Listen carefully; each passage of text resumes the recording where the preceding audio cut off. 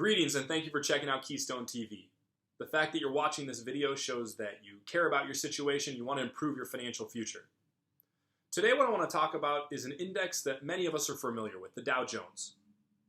It represents 30 stocks, 30 United States stocks, large United States stocks, and is something that we tend to hear a lot about, and many investors and the media, we fixate on it, we obsess over it, what the performance of that index is, right? If you turn on the news or the radio, you hear the Dow Jones was this, the Dow Jones was down this, the Dow Jones was up this.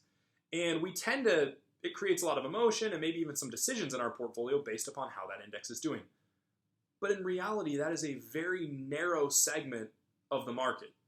It really doesn't represent a well-diversified portfolio to a huge degree.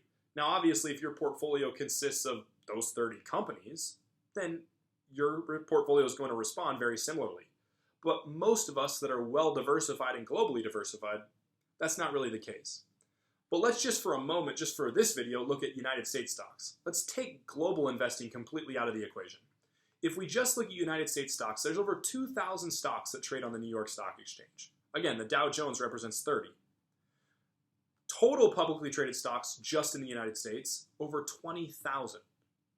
Now, wouldn't you agree if we were to take a poll on a politician or a poll on a company? Well, we would want to poll more than 30 people. We would recognize that's not a super accurate, comprehensive group. It's not enough. And we'd also recognize if we took 2 of the 30 out and replaced them with 2 people that had maybe different opinions, the poll would be completely different. The data would be very skewed. Well, the Dow is no different.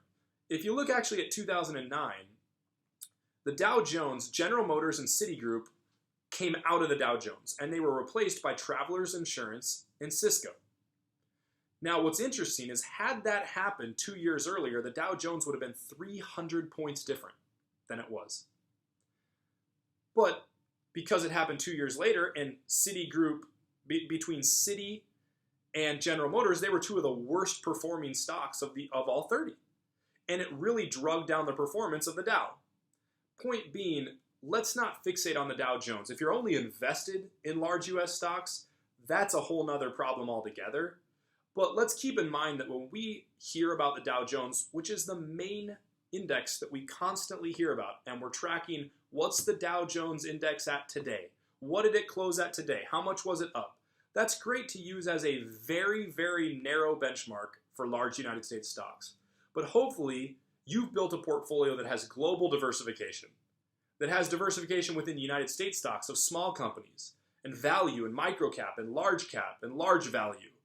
And it doesn't consist of only large United States stocks.